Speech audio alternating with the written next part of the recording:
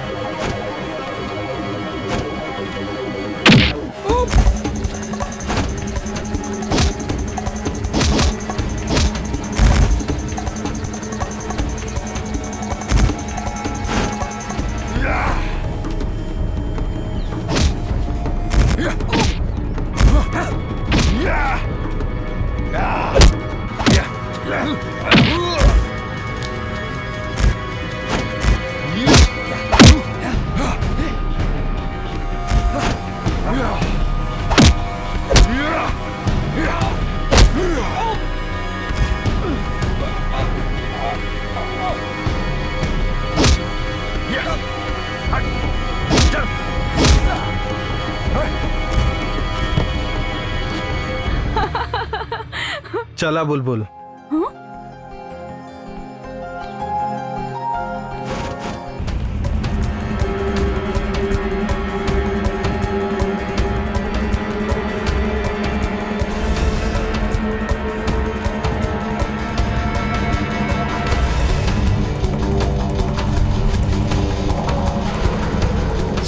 अरे ही मच्छर मारने खातिर ये हथियार मार साले को।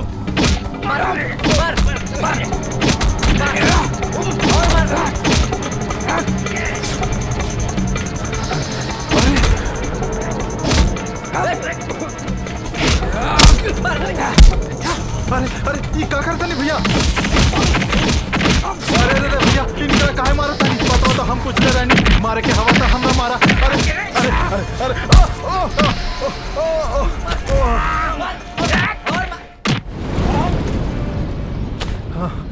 साला मार लेते तब मार लेते, साला धक्का काहे दिले बे?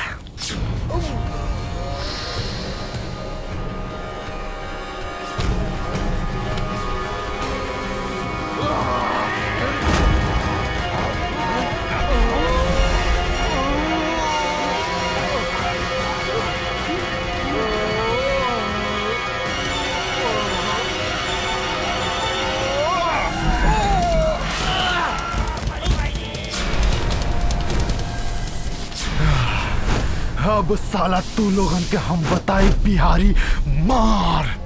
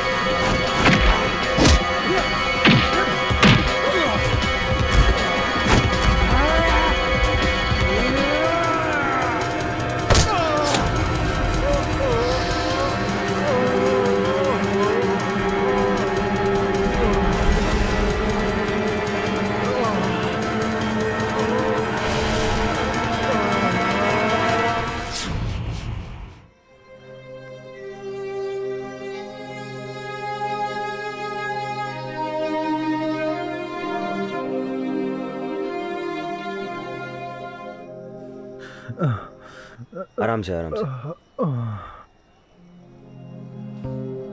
रहुआ चला, भगवान के कृपा से तू ठीक बाड़ा। लेकिन वो सब के रहे?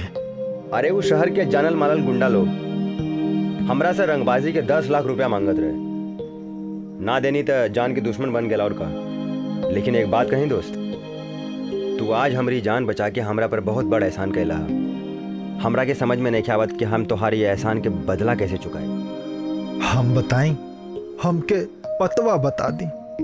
हम गांव से काम खोजे खातिर शहर आइल बानी। हम गरीब आदमी हैं। हमके पतवा बता दी भैया। अरे बस कर मर्दे, पता बता दी, पता बता दी। तू ही पता के चक्कर में आज अपन पत्ता जरूर साफ करा ले रहता। बेटा, तोहरे कारण आज हमार गोद उजड़े से बच गई। बाबा बैजनाथ के और थावे वाले के कृपा से आज हमार दूधू गो बेटा बा। दूधू गो बेटा। हाँ बेटा, आज से तोहार काम भी यही और धाम भी यही। ऐसे तोहार नाम का है? जी, मिलन। मिलन? मिलन अच्छा, बढ़िया अच्छा, नाम बा। अच्छा मिलन, एक काम करो और वहीं तू आराम करो। कल सुबह फिर बात हुई, ठीक बा? जी आराम करो। चला, गुड नाइट।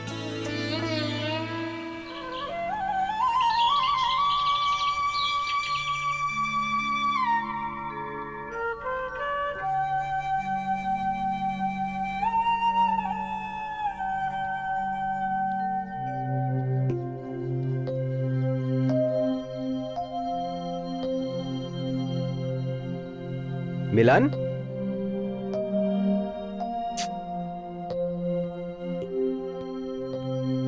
मिलन, जी भैया। चला तैयार हो जा, चले के बा। लेकिन कहवा? अरे तू चला तो सही। ठीक बा।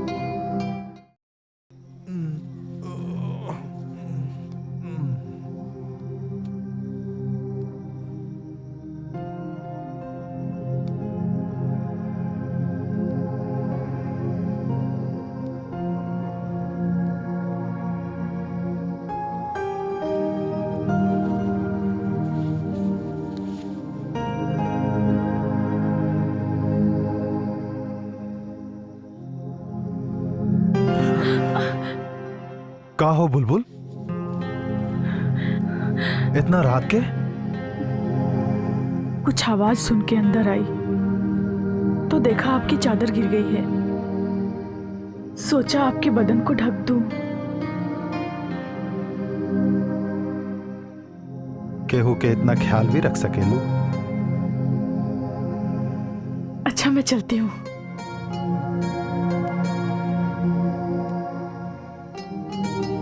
बुलबुल जी, थैंक यू।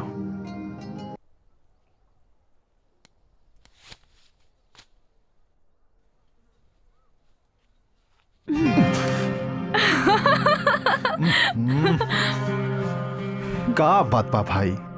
जरा प्यार से बोलो ना। देखो मैं तुम्हारे लिए चाय बना के लाई हूँ और तुम हो कि अभी तक सो रहे हो। अब उठो भी। बाहर देखो सूरज निकल आया है। लो चाय पी लो।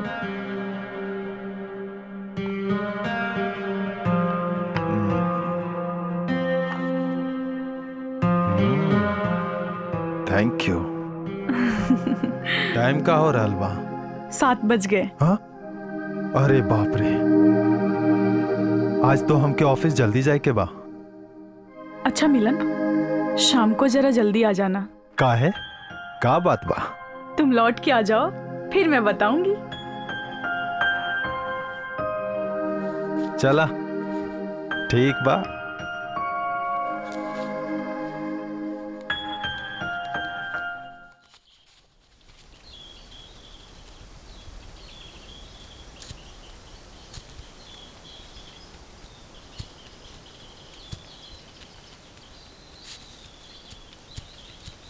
अर्जुन बाबू नमस्कार।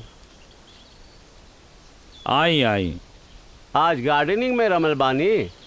हाँ, वो कहा कि कोनो भी चीज के मेल मिलान जरूरी होखेला और ऊपर से डायबिटीज। खैर छोड़ी, आपन बताई का हाल चाल बा? सब कुशल मंगल बा। बस वो मोहनपुर वाला प्रोजेक्ट के बारे में कुछ बात करे आयल बानी। अच्छा बोली ना। रवा एक बार ऊपर से फोन फान करा दे तो लेआउट के ऑर्डर मिल जाए। कौन बड़का बात बा, आजे हम कह दे तनी। ए जी सुना तानी। नमस्कार भौजाई। नमस्कार। अबे बुलबुल बिटिया के फोन आयल रहला। अच्छा, और बरसा बमनी के काल चल बा? अरे वो दोनों बहन मौज में बाड़ी। आखिर इतना दिन बाद जे मिलल बाड़ी। आओ बादल बाबू की का हाल बा? देखा बादल, छोट मोट फैक्ट्री पर इतना बड़का रिस्क लेवे खातिर हमके 100 बेर सोचे के पड़ी। काहे कि ऑर्डर के हिसाब से माल ना बना सकेला लोग, बाद में फजियत हो जाला। सेठ जी हमरा के बस सिर्फ एक मौका दे के देखी।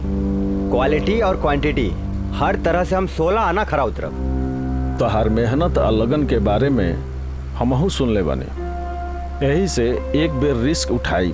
काहे कि सभे के मौका मिले के चाहे। धन्यवाद सेठ जी। और हाँ, आपन तरफ से एक बात जरूर कहब। कहीं प्रोडक्शन शुरू करे के पहले कच्चा माल के जुगाड़ बढ़िया से कर लिहा, ना तो बाद में परेशानी हुई। सेठ जी ओकर चिंता बिल्कुल न करी, सब ऑर्डर समय पर कंप्लीट हुई। ये हमार वादा बा। चला ठीक बा, प्रोडक्शन शुरू करा। ओके, थैंक यू सर।